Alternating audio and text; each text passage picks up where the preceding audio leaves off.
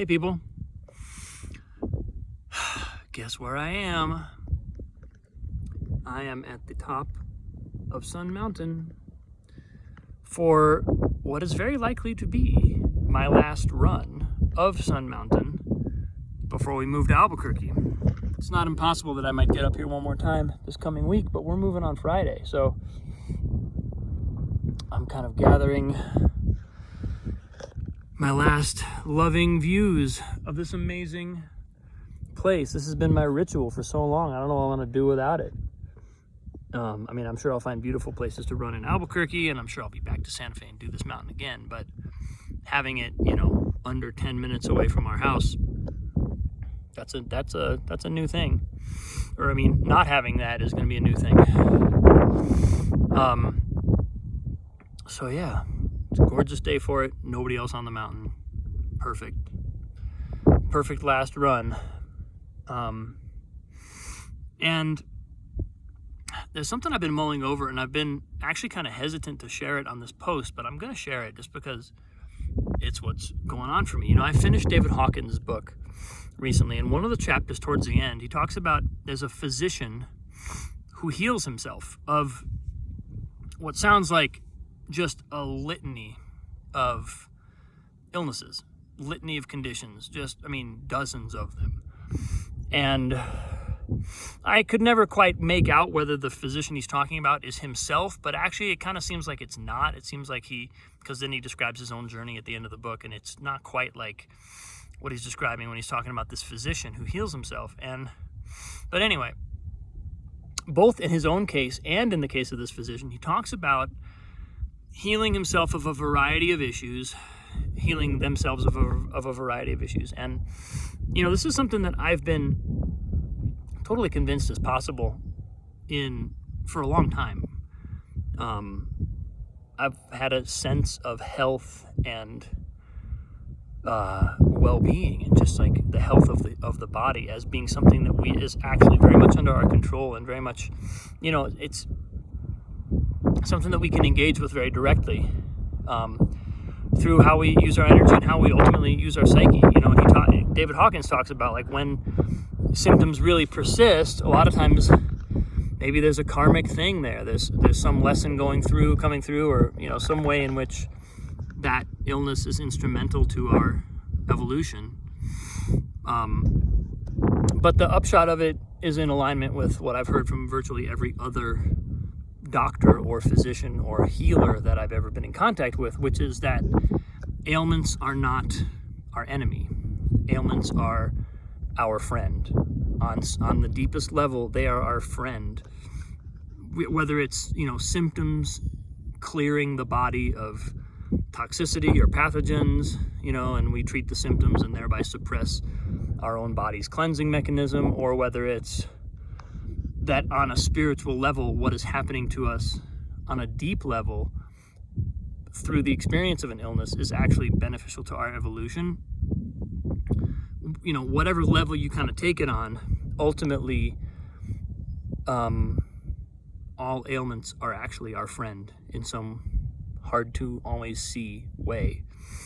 And one of the things he talks about with this physician is that the physician sort of heals himself of all this stuff, and then he's at a lecture and some guy stands up and says, you've healed yourself of all these illnesses, but why haven't you healed your eyesight? He's wearing glasses.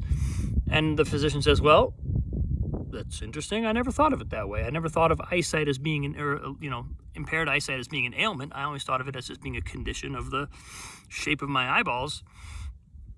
But maybe I'll give that a try. And he takes off his glasses in the lecture, puts them in his pocket, never puts them on again.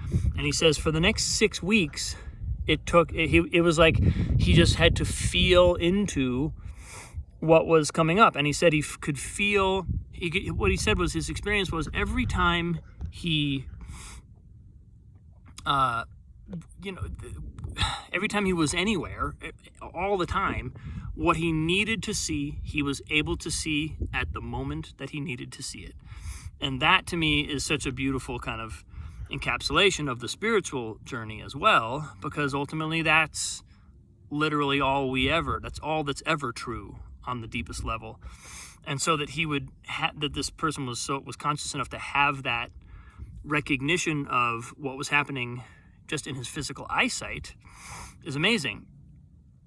And, I have a prescription on my eyes, and it's a relatively light prescription, and it's been relatively consistent. Ever since I got glasses when I was in high school, my prescription has remained essentially unchanged.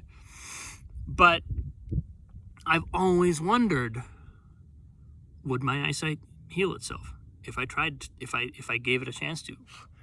And interestingly, what he says, one of the things that David Hawkins says is that it took this physician, it took about 6 weeks. And then he said several other patients also kind of took a similar approach.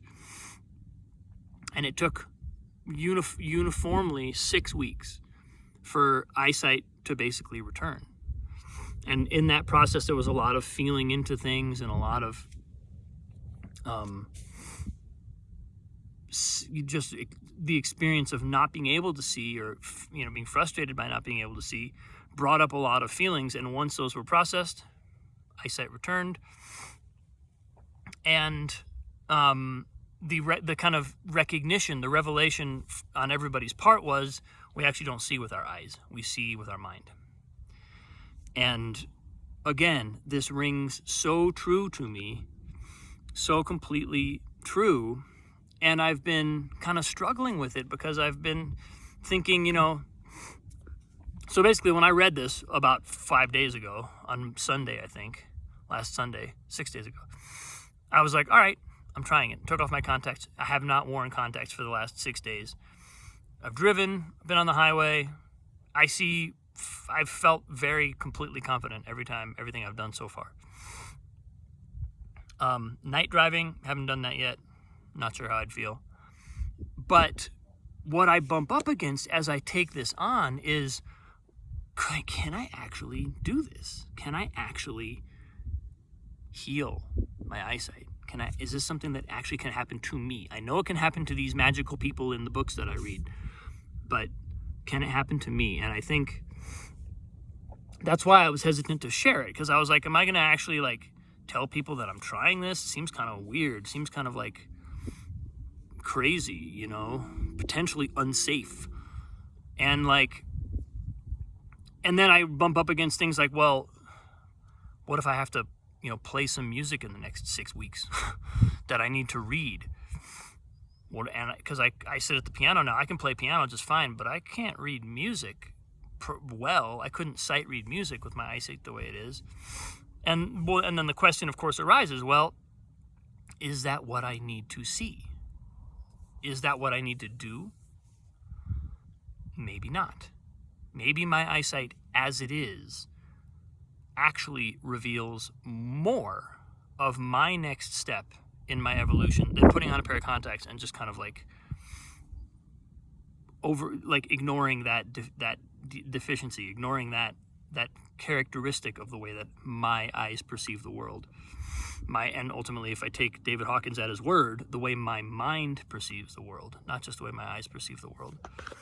So, and I think the other thing that's come up along with that is, David Hawkins talks about some truly incredible experiences he's had of, as a 3-year-old, having this sense of perfect oneness, dissolving of all boundaries and being one with the universe.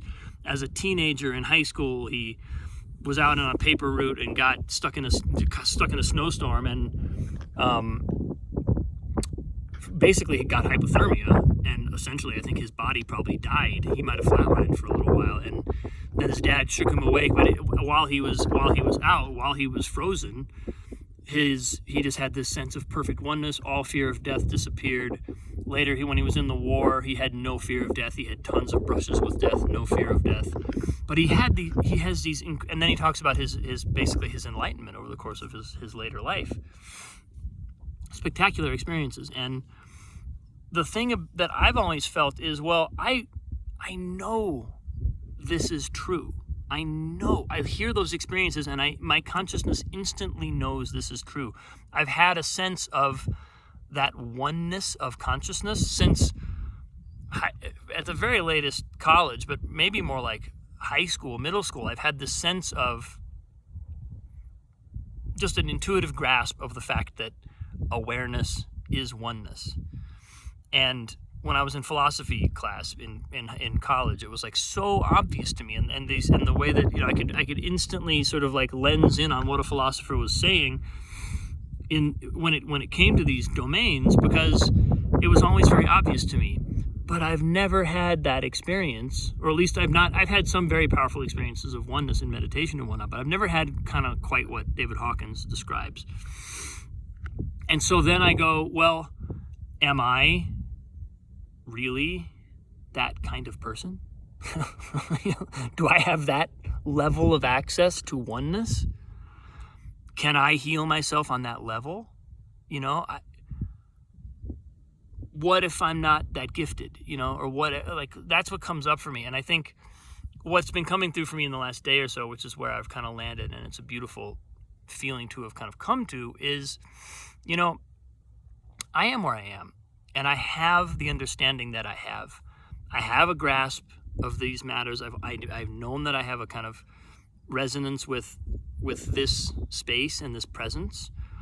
And so my journey is exactly what it needs to be. If I have not had the epiphany of like, oh, cosmic oneness, yes, I know you, so you are like the back of my hand to me. I now have this mega, you know, experience to reference. If that's not in my experience, maybe that's exactly right for me.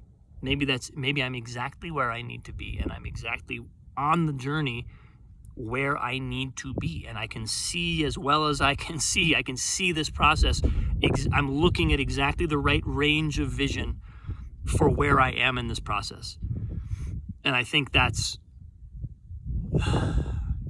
taking a hold of that is big, because it requires me to affirm myself where I am, and not to require of God, show me the truth, prove to me the truth, you know, because the truth is I don't need that proof. I already do have my own evidence, my own vision, my own sense of where I am in all this. And yeah, so that's where I'm kind of landing in this whole experiment of like eyesight, healing, moving.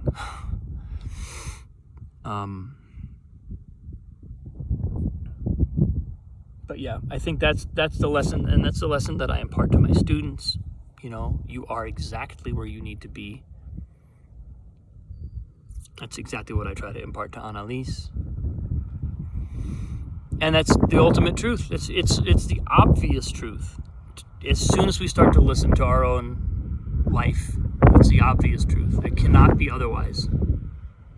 So, wind is picking up. I think I'm gonna let you go. Thanks for listening. This was a long one. I love you. One last view of Sun Mountain.